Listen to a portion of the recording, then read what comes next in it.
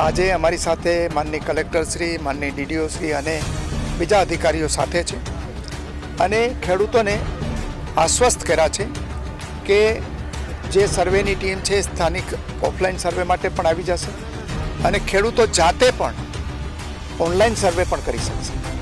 એટલે ખેડૂતો કોઈ પ્રકારે મૂંઝાય નહીં.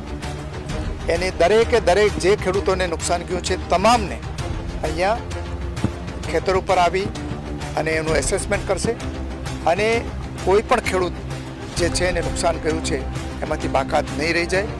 અહીંયા આવી આફતની ઘડીની અંદર ગુજરાત સરકાર, ભારતીય જનતા પાર્ટીની સરકાર ખેડૂતોને પડખે ઊભી રહી છે. એ જ રીતે આ વખતે પણ માનનીય ભૂપેન્દ્રભાઈ પટેલની સરકાર છે અહીંયા ખેડૂતોની પડખે ઊભી રહેશે. સરકારશ્રીને પણ વિનંતી છે કે અમારી બધી અપેક્ષાઓની માગણી પૂરી કરશે. મનસુખભાઈ પણ અમારા જ વિસ્તારના છે, તો અર્જુનભાઈ તાજા નવા કેબિનેટ મંત્રી બન્યા છે, તો બંનેને અમારી વિનંતી છે અને અમને આશા છે કે અમારું ખેડૂતોનું પૂરેપૂરું ધ્યાન રાખી અને પૂરેપૂરું વળતર અપાવશે. અમારી તમામ માહિતીથી અપડેટ રહેવા માટે જોડાયેલા રહો S9 ન્યૂઝ સાથે.